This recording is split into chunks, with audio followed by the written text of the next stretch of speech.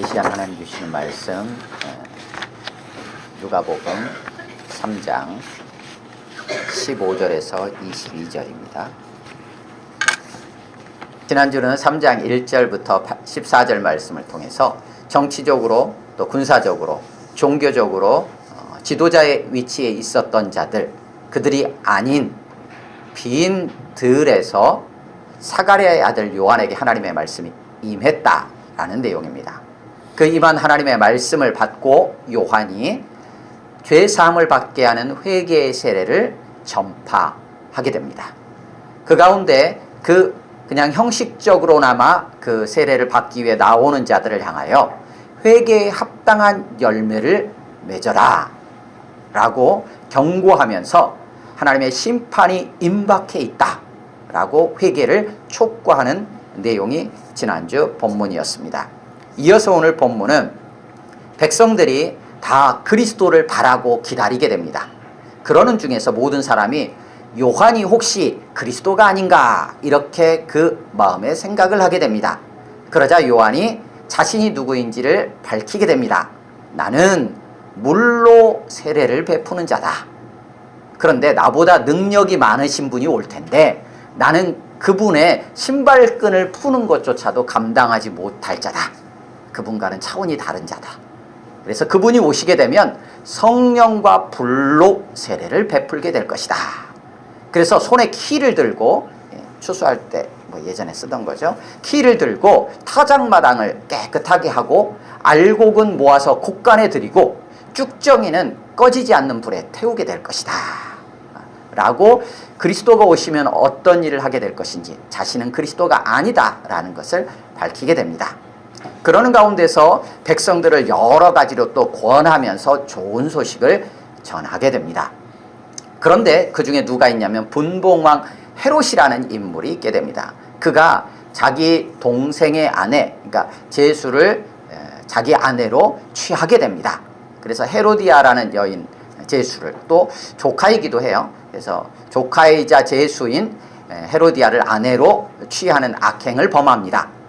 그뿐만 아니라 다른 악들을 많이 행하는데 요한이 이를 보고 책망합니다. 헤롯 왕임에도 불구하고 요한이 그것에 대해서 경고하고 책망을 하죠. 그러자 이 헤롯 왕이 한 가지 악을 더 명분으로 내세워서 요한을 옥에 가두게 됩니다. 그러면서 요한의 사역이 마무리된 것처럼 보이고 그 이후에 예수님께서 요한과 어떤 관계가 있었는지를 잠깐 기록합니다. 백성들이 다 세례를 받기 위해서 요한에게 나오는데 예수님도 세례를 받으시려고 요한에게 나옵니다. 그래서 세례를 받고 기도하실 때 하늘이 열리고 성령이 비둘기 같은 형체로 그의 위에 강림하게 됩니다. 그러면서 하늘로부터 소리가 납니다. 너는 내 사랑하는 아들이라 내가 너를 기뻐하노라 라는 하늘로부터의 소리가 나면서 오늘 본문이 마치게 됩니다. 본문을 함께 읽겠습니다. 15절에서 22절입니다. 시작. 백성들이 바라고 기다림으로 모든 사람들이 요한을 혹 그리스도신가 심중에 생각하니 요한이 모든 사람에게 대답하여 이르되 나는 물로 너희에게 세례를 베풀거니와 나보다 능력이 많으시니가 오시나니 감당하지 못하겠노라. 그는 성령과 불로 너희에게 세례를 베푸시고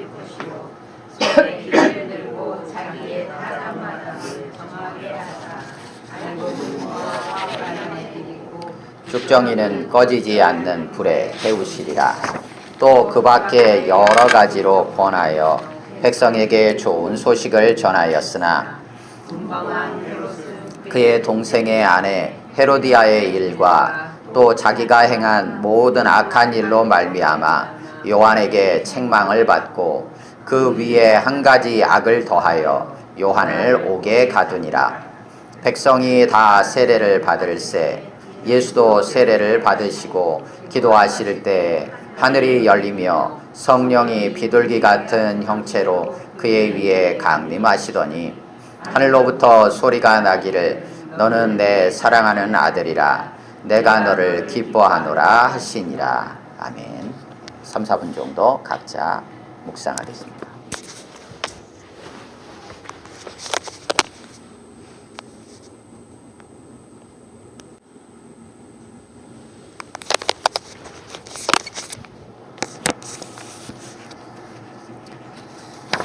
있는지 보시겠습니다. 요한이 죄 사함을 받게 하는 회개의 세례를 전파합니다.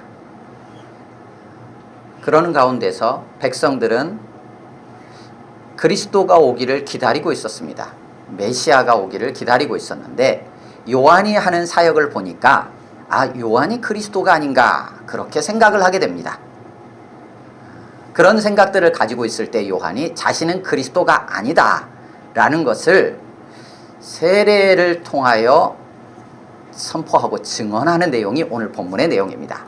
그래서 오늘 본문 15절에서 17절까지는 요한이 그리스도의 세례, 오시게 될 그리스도가 어떤 세례를 베풀 것인지에 대한 선포를 하는 내용이 15절에서 17절까지 등장합니다. 그러니까 그리스도가 어떤 분이실까 라는 내용을 정리하죠. 그리고 18절에서는 요한의 사역을 전체적으로 그냥 개괄적으로 정리를 한 번 더 하고 19절에서 20절까지 요한이 투옥되는 내용이 기록되면서 21절, 22절에서 예수님께서 세례를 받으실 때 어떤 일이 일어났는가에 대한 내용을 기록해 주고 있습니다.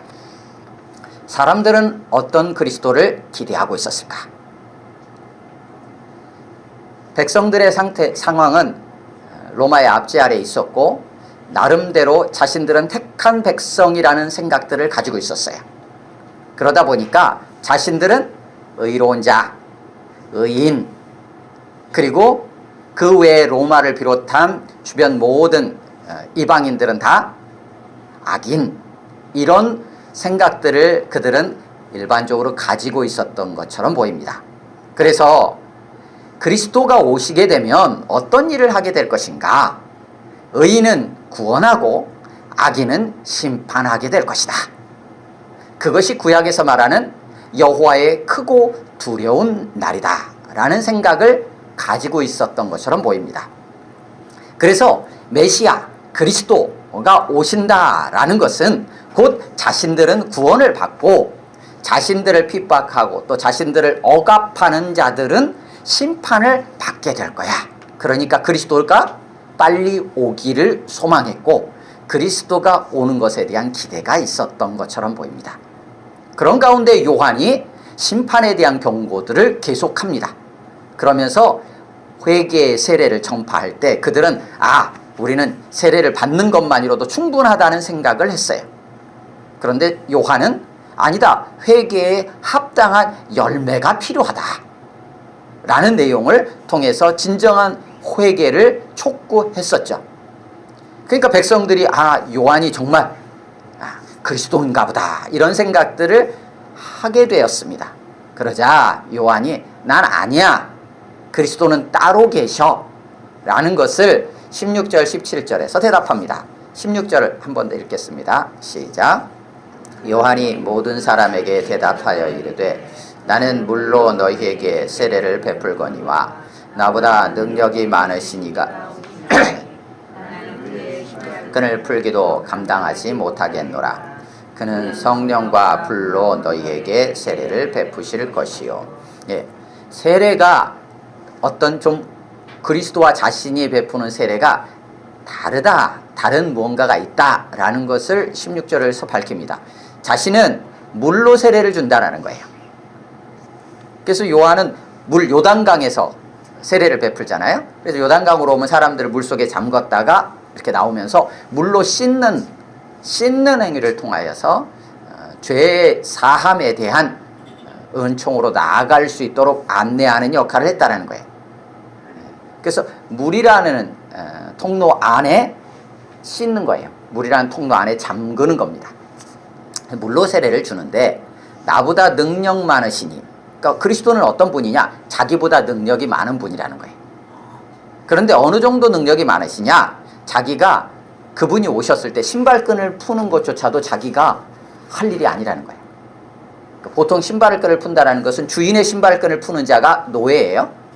종에 해당이 돼요. 그런데 종만도 못하다라는 거예요. 그러니까 자신하고 그리스도는 차원이 다르다라는 얘기를 하는 거예요. 그러니까 그리스도가 오시면 그분은 자기보다 능력이 많으시고 차원이 다르신 분이다라는 거예요. 그리스도는 자기하고. 그런데 무슨 세례를 베풀게 되냐면 성령과 불로 세례를 베풀게 될 것이다 라는 거예요. 자신은 물로 세례를 베풀었는데 그분은 성령과 불로 세례를 베푸신다. 그렇게 다르다라는 거예요. 그래서 자신은 그리스도가 아니라는 거예요. 그리스도는 따로 계시다는 거예요. 그 얘기를 지금 하고 있습니다. 굉장히 어려운 본문입니다.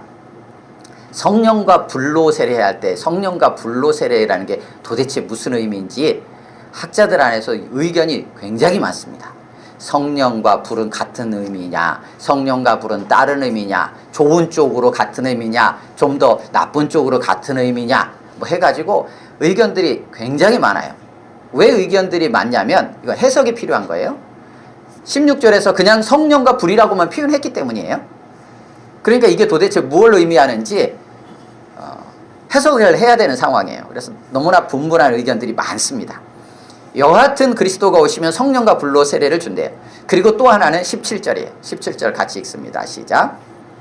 손에 키를 들고 자기의 타작마당을 정하게 하사 알곡은 모아 곡간에 들이고 쭉정이는 꺼지지 않는 불에 태우시리라. 예, 뭐 곡식들을 해가지고 키에다가 이렇게 해서 쭉 날리면 바람에 훅훅 날아가는 것들은 쭉정일 것이고 남는 거는 알곡이잖아요. 예, 그걸 한다라는 거예요. 예, 그러니까 백성들이 기대하고 있는 그리스도는 자신들은 의인이라고 생각하기 때문에 그리스도가 오시면 자신들은 구원할 것이고 이방인들, 악인들, 앞지 않은 자들은 심판할 거야 라는 기대가 있었어요. 요한은 어떤 그리스도를 생각하고 있었을까? 그게 16절, 17절에서 드러나는 거예요. 요한이 생각하는 그리스도는 오시면 성령과 불로 세례를 주실 거야. 그런데 17절하고 연결해서 생각하면 17절의 내용은 뭐예요? 키를 들고 키를 까부르른다는 얘기는 뭐예요? 심판한다는 얘기예요. 그래서 알곡은 곡간에 들인다. 다시 말하면 의인은 구원하고 쭉정이는 불에 태운다. 악인들은 심판할 거다 라는 얘기예요. 그러니까 요한이 생각하는 그리스도는 어떤 분이냐? 의인을 구원하고 악인을 심판하는, 결국 심판주로서 이 땅에 오실 거야. 그분이 이제 오시는 거야. 그분이 오시면 성령과 불로 세례를 베풀 거야. 와 연결되어 있기 때문에 요한이 지금 말하고 있는, 요한이 생각하는 그리스도는, 요한이 생각하는 성령과 불로 세례를 베푼다는 것은 17절과 연결해서 생각해 볼 수 있어요. 다시 말하면 성령과 불로 세례라는 얘기는 심판과 관련된 세례다. 자신이 물로 세례를 베풀면서 죄 사함과 관련된 세례를 베푸니까 이제 그에 합당하여 회개에 합당한 열매를 맺는 자들은 합당하게 알곡으로서 구원을 받을 것이고, 회개에 합당한 열매를 맺지 않는 자들은 쭉정이로 심판을 받게 될 거야. 결국은 의인과 악인을 심판하는 분으로 그리스도가 오시게 될 거야. 그런 의미에서의 성령과 불은 계속해서 17절에서도 불에 태우시리라, 이때 불은 심판과 관련된 거예요. 앞부분에서도 이미 불과 관련되어서 불로 태우리라. 9절, 3장 9절에 보면 이미 도끼가 나무 뿌리에 놓였으니 좋은 열매 맺지 아니하는 나무마다 지켜 불에 던져지리라. 그리고 오늘 보면 16절에 성령과 불로 세례를, 요한은 계속 이 불을 무엇과 연결시키냐면 심판과 연결시키고 있어요. 다시 말하면 요한 스스로가 생각하는 그리스도는 어떤 분이냐? 성령과 불로 심판하시기 위해 오시는 분이라는 생각을 가지고 있었던 것처럼 보여요. 그래서 16절, 17절과 같이 지금 그리스도에 대해 소개하는 거예요. 예수님이 오시면 우리를 심판하시는 거야. 그런데 우리는 택한 백성이니까 우리는 구원받겠지. 나머지는 싹 다 죽는 거야. 이런 생각을 하고 있었던 것 같아요. 그러면 이러한 요한의 이해가, 요한이 생각하는 그리스도에 대한 이해가 정말로 예수님, 오신 예수님하고 맞는가? 이거는 다른 문제입니다. 그 문제와 16절, 17절은 그러면 실제로 예수님이 오셔서 하신 사역과 비교할 때 16절, 17절하고 조금 다른 것처럼 느껴지거든요. 그러면 16절, 17절 요한이 가지고 있는 그리스도에 대한 이해는 틀린 건가? 또 이거는 또 다른 문제예요. 첫 번째로 요한은 일단 16절 17절과 같이 이렇게 말할 때 지금 그리스도가 오시면 이 일을 할 거야 라는 생각을 가지고 있었어요. 그런데 실제로 예수님이 그리스도로 이 땅에 오셔서 하신 일은 뭐냐? 하나님은 왜 예수님을 보내셨느냐? 그것은 우리가 너무나 잘 알고 있는 요한복음 3장 16절에 의하면 우리를 구원하시기 위해서, 우리를 사랑하셔서 우리를 구원하시기 위해, 그 구원한다라는 것은 이스라엘 택한 민족이라고 하는 이스라엘 백성 유대인들만을 의미할까요? 아니요. 온 땅의 모든 인류를 향해 구원의 길을 열어놓으시기 위해서, 구원의 길을 주시기 위해서 예수님이 오신 거예요. 그러니까 예수님께서 2000년 전에 오신 것은 이 땅을 심판하기 위해서 오신 게 아니라 구원의 길을 열기 위해서, 구원하기 위해 오신 거예요. 그러면 요한이 생각했던 16절 17절과 같이 말하면서 생각했던 그리스도는 예수님이 실제로 오셔서 사역하신 그리스도와는 달라요. 그러면 이 본문은 틀린 거냐? 아니요. 그러면 이 일은 언제 이루어지느냐? 예수님이 처음 오셨을 때가 아니고 다시 오실 때 성취가 돼요. 그러니까 요한 구약 성경에 나오는 여호와의 크고 두려운 날, 여호와의 심판의 날은 실제적으로는 이스라엘 백성들이 생각할 때는 그리스도가 오면 성취될 거였어요. 하지만 요한도 그렇게 생각했어요. 하지만 실제로는 하나님은 그 사이에 무엇을 두시냐? 살 길을 열어주셔요. 그러니까 심판하시기 전에, 최종적으로 징계하시기 전에, 마지막 진노의 잔을 쏟기 전에 살 길을 모두에게 열어주셨어요. 그 살 길을 열어주시기 위해 이 땅에 오신 분이 예수 그리스도세요. 그것을 요한도 이때 당시에는 다 깨닫지 못하고 있어요. 이스라엘 사람들도 마찬가지였고.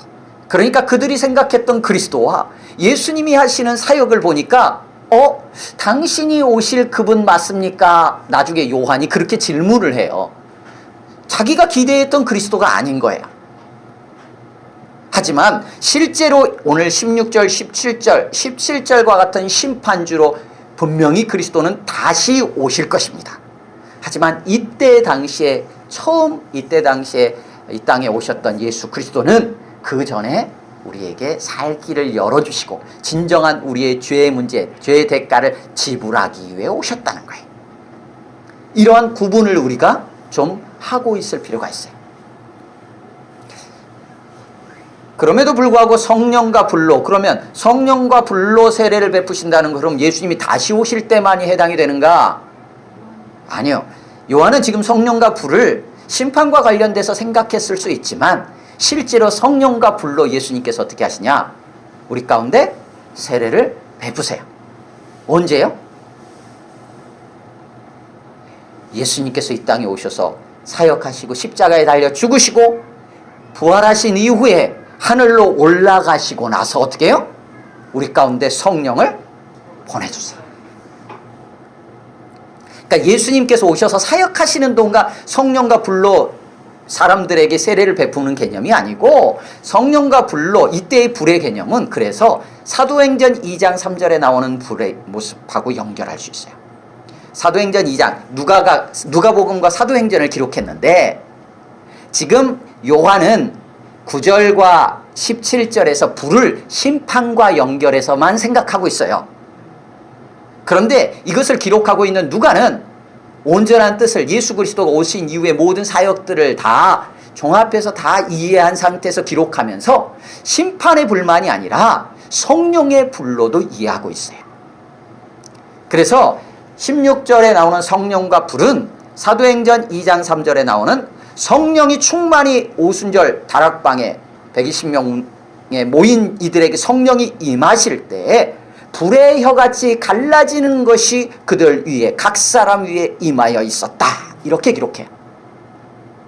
그렇게 이해해 본다면 16절의 성령과 불은 같은 개념으로 다르게 표현이 된 것으로 이해할 수도 있어요.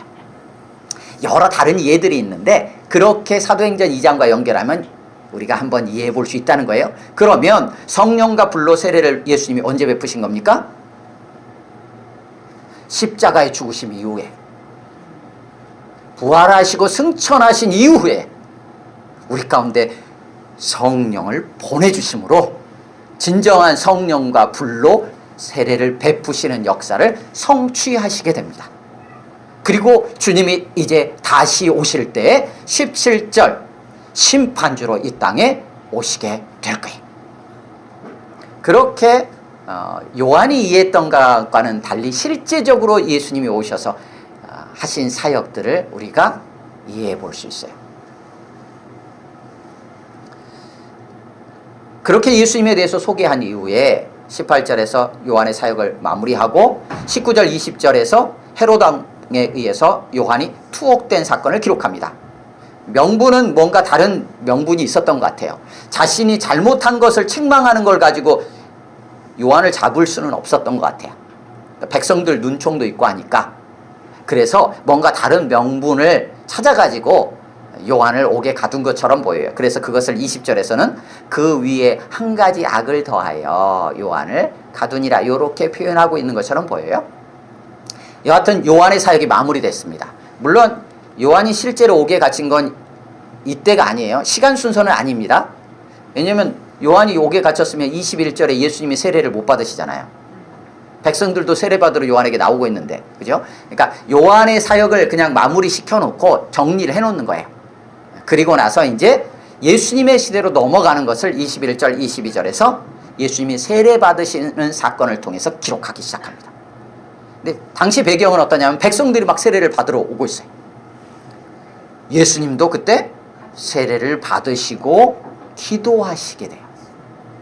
어느 시점에서 기도했는지 뭐 이거에 대한 시점은 정확히 알 수 없지만 어쨌든 예수님도 세례를 받고 기도하시는 순간, 기도했다라는 것을 얘기하고 있어요. 다른 복음서에서는 기도했다는 얘기는 안 나와요.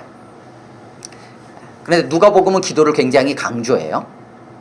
그래서 세례 받으시고 기도하실 때 일어난 세 가지 현상이 있습니다. 그것이 21절 22절에 하나, 21절 끝에 하늘이 열렸다는 거예요. 또 하나 22절 성령이 강림했다. 성령이 내려왔다. 근데 성령이 내려오는 것을 어떻게 시각적으로 묘사를 하냐면 비둘기 형상 같은 모양이 예수님 위에 이렇게 내려오는 것처럼 묘사를 하고 있어요. 비둘기가 성령이다는 아니에요. 비둘기가 성령을 상징하는 개념은 아니에요. 비둘기 같은 형태의 모습이 예수님 위에 내려오는 걸 통해서 성령이 그 예수님 가운데 지금 임하고 계시는구나 라는 것을 이렇게 눈으로 확인할 수 있게끔 해줬던 것 같아요. 그래서 첫째는 하늘이 열렸고, 두 번째는 성령이 임하셨고, 세 번째는 하늘로부터 소리가 났어요. 이 세 가지 현상이 일어납니다. 그러면서 소리가 났는데 그 내용이 무엇인가? 22절을 우리 같이 한번 읽겠습니다. 22절 시작. 성령이 비둘기 같은 형체로 그의 위에 강림하시더니 하늘로부터 소리가 나기를 너는 내 사랑하는 아들이라 내가 너를 기뻐하노라 하시니라. 이건 하늘로부터 나는 소리예요. 다시 말하면 하나님께서 직접 선포하시는 거예요. 누구를 향해서요? 예수님을 향해서. 세례받고 지금 기도하면서 나오시는 예수님을 향해서 하늘이 열리면서 성령이 임하시고 소리가 나는 거예요. 하늘에서 하나님께서 너는 내 아들이다. 너는 내 사랑하는 아들이야. 내가 너를 참 기뻐한다 라고 말씀하시는 내용이에요. 21절 22절의 본문도 질문들이 많이 있는 본문이에요. 요한이 베푸는 세례는 어떤 세례라고요? 물로 베푸는 세례였어요. 무엇을 위함이었습니까? 죄 사함을 위함이에요. 죄 씻는 문제예요. 그럼 예수님은 죄가 있으신가요? 예수님은 죄가 없으세요. 죄가 없으신 예수님은 왜 물 세례를 받으셨을까? 라는 질문이 생겨요. 오늘 본문에는 명시적으로 우리가 확인할 만한 내용은 사실 찾아보기 쉽지 않아요. 그냥 세례를 받으셨다라고 되어 있어요. 그렇기 때문에 다른 복음서 본문들을 우리가 좀 같이 볼 필요가 있어요. 그래서 마태복음 3장 15절 같은 경우는 이렇게 기록하고 있습니다. 내가 당신에게 세례를 받아야 될 테인데 당신이 어찌 내게 세례를 받습니까? 하면서 이제 질문하는 요한을 향해서 예수님 이렇게 말씀하십니다. 이렇게 함으로써 우리가 모든 의를 이루려 합니다. 이렇게 말씀하세요. 그러니까 예수님이 세례를 받으신 것은 자신의 죄를 씻기 위해서 받으신 게 아니에요.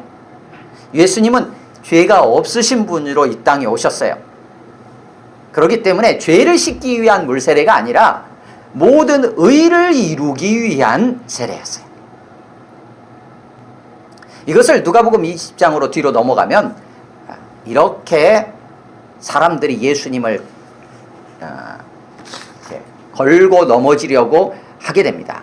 그때 사람들이 이제 막 예수님을 얼가매려고 할 때 예수님이 이런 질문을 그들에게 합니다. 요한의 세례가 하나님께로부터 온 것이냐 사람들에게서 온 거냐 라는 질문을 합니다. 그러자 사람들이 대답을 못합니다. 하나님 때문이다, 하나님으로부터 온 세례다 라고 한다면 왜 하나님을 믿지 않았느냐라고 반문할 것이고, 사람들로부터 온 세례다 라고 하면 사람들이 무서운 거예요. 요한을 잡아 죽인 이유니까. 그러자 예수님께서 나도 무슨 권위로 이런 일을 하는지 너희에게 말하지 않겠다 라고 하십니다. 다시 말하면 요한이 지금 물로 세례를 베푸는 게 누구로부터 명령을 받은 거예요? 하나님께로부터 명령을 받았다는 거예요. 다시 말하면 하나님의 권위로 요한이 지금 세례를 베풀고 있다라는 거예요. 그러면 예수님은 지금 요한에게 물로 세례를 받는 것이 하나님의 권위 아래 자신도 순복하는 거예요. 죄가 있어서 죄를 씻기 위함이 아니라 하나님께로부터 온 모든 것을 예수님은 다 받으시고 하나님의 권위 아래 순종하는 거예요. 그런 의미가 하나 있고요. 또 하나는 그럼으로써 어떻게 해요? 모든 의를 이루기 위함이에요. 하나님께서 뜻하신 바, 하나님께서 세우시고자 하는 하나님의 모든 의를 이루기 위해서 예수님은 지금 세례를 받으시는 거예요. 죄 때문이 아니라 의 때문이에요. 의 때문. 그래서 세례를 받으십니다. 또 요한복음 1장 33절 이하에서 뒤쪽으로 보면은 예수님께서 이렇게 세례를 받으심으로 어떤 일이 일어나느냐? 하나님의 아들 되심이 드러나요. 예수님을 이스라엘에 나타내기 위해서 지금 세례를 받는 상황이 벌어집니다. 예수님은 죄가 없으시지만 물세례를 받으신 것은 하나님의 권위에서 나온 세례이기에 순복하며 죄 때문이 아니라 의를 이루기 위해서, 또한 그리스도이심을 모두에게 드러내기 위해서 예수님은 세례를 받으시는 것으로 우리가 이해할 수 있어요. 그러면서 오늘 본문의 절정은 무엇이냐? 성령이 예수님 가운데 임했다라는 거예요.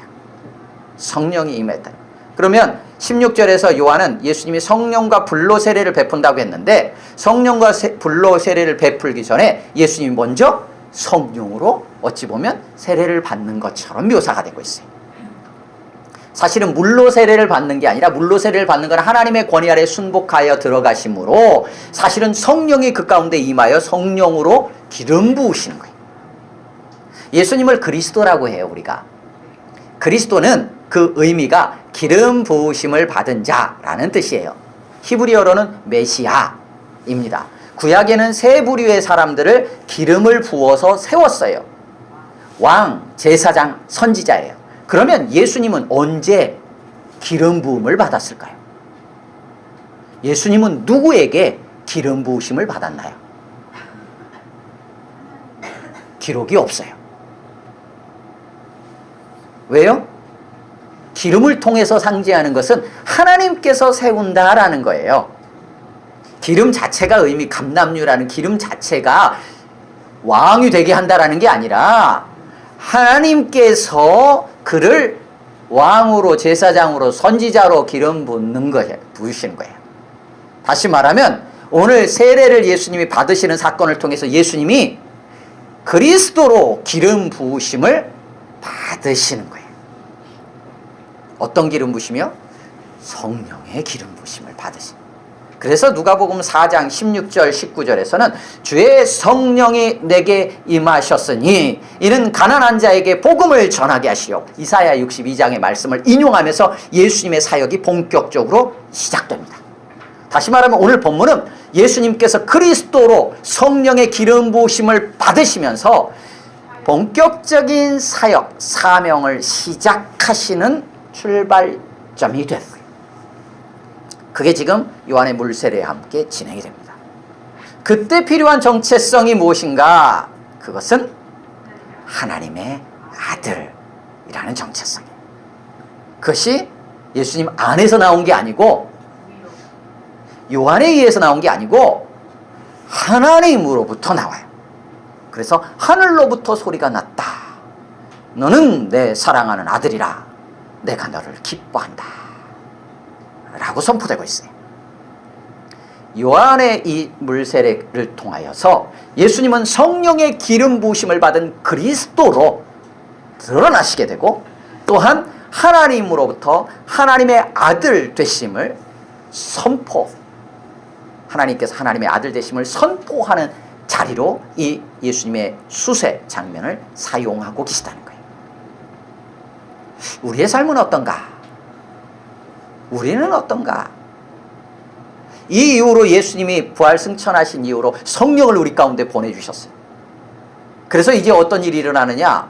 내 안의 죄의 문제들을 씻기 위해서 주님 앞에 나올 수 있는 것, 예수님이 나의 죄를 사하기 위해 모든 대가를 지불하시기 위해 이 땅에 오셔서 십자가에 죽으시고 다시 사셨고 승천하셔서 다시 오실 주님이라는 나의 구주라는 그리스도라는 하나님의 아들이시라는 이 믿음의 고백, 어떻게 가능한가?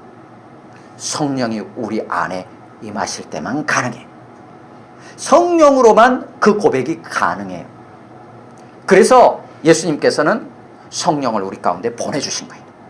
근데 그것을 성령을 거부하게 되면 답이 없어요. 성령이 오셔서 그 일들을 해요. 성령이 오심으로써 우리 안에 죄의 문제들이 해결되었다라는 것, 예수 그리스도 안에서 해결되었다라는 것을 우리로 알고 믿게 하고, 뿐만 아니라 이제 성령으로 사로잡힌 자, 성령으로 새롭게 된 자라는 것을 우리에게 보증해 주고, 뿐만 아니라 우리 또한 하나님께서 너는 내 사랑하는 자녀다 라고 말씀하시는 하나님의 자녀됨을 우리에게 확증해 주시게 됩니다. 그러기에 실제적인 우리가 받는 세례, 물세례, 우리가 지금도 이제 이 신앙 고백을 가지는 자들에게 물로 세례를 베풀게 되는데, 그 세례를 베푸는 것은 바로 예수님이 바로 그러한 그리스도로 나의 구주로 오신 분이고 그로 인해서 내 죄의 문제가 해결되었다는 것을 믿음으로 고백하는 자리입니다. 뿐만 아니라 그 시간을 통해서 정말로 성령으로 새롭게 되는 것을 경험하고, 뿐만 아니라 하나님의 자녀됨이 증거되어지는 자리이기도 해요. 그리고 무엇보다도 물에 들어갔다 우리는 실제로는 그렇게 하진 않지만 물을 뿌리는 걸로 대신하지만 주님과 함께 죽고 주님과 함께 다시 사는 예수 그리스도와의 연합이 그 세례 의식 속에 같이 담겨 있습니다. 그래서 하나님의 자녀로 이제 주님께 속한 자의 삶을 살기로 믿음으로 모두에게 공포하는 예식이 세례 예식입니다. 오늘 말씀을 정리하겠습니다. 우리는 어떤 그리스도를 과연 기대하는가? 예수님을 믿는다는 것이 어떤 의미일까? 예수님을 믿기 전에는 예수님을 믿으면 이렇겠지라고 생각했던 어떤 예수님에 대한 이해가 정말 예수님을 믿고 하나님의 말씀 안에서 하나님을 알아갈수록 예수님은 정말 어떤 분이신가가 점점점 일치되어지는지 아니면 계속 점점 멀어져 가는지 우리가 돌아볼 필요가 있습니다. 다 이해를 못한다 할지라도 요한처럼 주님은 우리에게 다가오셔서 성령으로 함께 하시며 우리로 점점 바르게 알아갈 수 있도록 우리를 양육해 가시고 깨우쳐 주시고 알려주시고 이끌어 주신다는 거예요. 그 주님은 바로 진정한 우리의 그리스도시고 하나님의 아들이십니다. 그 예수님도 하나님의 권위 아래 순복하며 하나님의 의를 이루기 위해 기꺼이 인간인 요한에게 세례를 받으셨어요. 하물며 우리이겠습니까? 우리는 과연 무엇 때문에 오늘 하루도 살아가며 무엇 때문에 오늘 하루도 우리에게 맡겨진 삶의 자리를 경주해 가나요? 나의 것만을 위함입니까? 아니면 이제 성령으로 새롭게 된 자로서 그리스도께 속한 자로서 하나님의 나라와 의를 구하며 살아가십니까? 우리 삶에 진정 하나님의 의를 이루며 살아가는 기쁨이 있기를 소망합니다. 주님, 정말로 예수님을 그리스도로 살아계신 하나님의 아들로 믿는 그 믿음으로 이 땅에서 하나님께서 내가 너를 기뻐한다 라는 하나님의 음성을, 너는 나의 사랑하는 자녀다 라는 음성을 매일매일 들으며 그 삶으로 여러분의 삶의 자리를 경주해 갈 수 있기를 주님의 이름으로 축원합니다. 함께 기도하겠습니다. 이 시간 기도할 때 이 시간 주님을 다시 한번 우리가 묵상했으면 좋겠고요. 또 예수님이 정말 어떤 분이신지, 예수님으로 인하여 우리 삶에 어떤 일들이 일어났는지 다시 한번 생각했으면 좋겠습니다.